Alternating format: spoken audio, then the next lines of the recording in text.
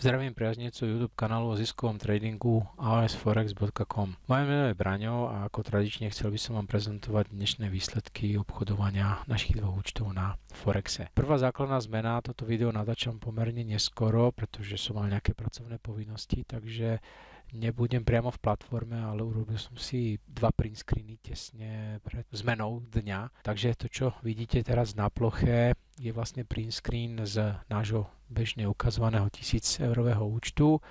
Pripomínam, že včera tam bola jedna seansa zatvorená zhruba 7 eur, myslím, a šlo to do ďalšej seansy, ktorá bola stratová.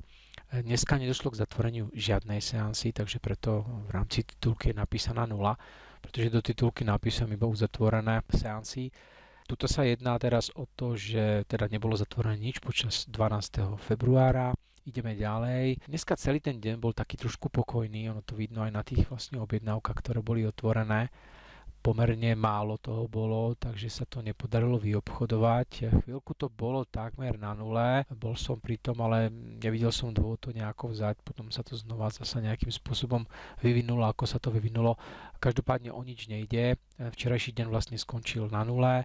Do dnešného dňa si zatiaľ prenášame aktívnu stratu zhruba 0,7%, čo nie je nič vážne. Teším sa na zajtra, pevne verím, že trh sa zasa rozhýbe a tých signálov bude trošku viac a tá seansa sa vyobchoduje tak, aby skončila v zisku. Nič nebezpečné sa tam nestalo, ako vidíte, je tam 0,72%, a najhlbšie to bolo minus 1,9%, takže naozaj nič dramatické.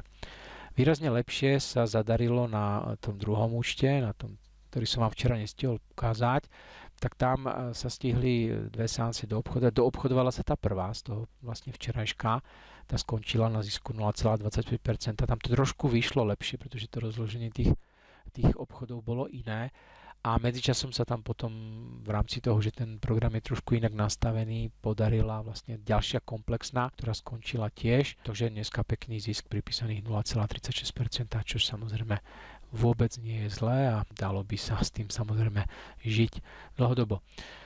To je všetko, je pomerne neskoro v noci, ja som už tiež unavený, chcel som spraviť aspoň toto krátke video, aby tam bola kontinuita, aby nevznikali z toho nejaké zbytočné polemiky, že aha, teraz sa nič neukazuje, pretože tam možno je neúspech. Nie, je to v pohode, toto patrí k tradingu, sú ziskové dni, sú stratové dni, sú neutrálne dni, dôležité je, čo je na konci a na konci, teraz keď sa vrátim, tak ja to samozrejme takto neviem ukázať, stále sa držíme vlastne aj v tomto okamihu, aj s touto stratou, ktorá tam bola otvorená, keď som robil ten print screen, tak to bolo rovných 12%, takže naozaj nie je dôvod byť nespokojný.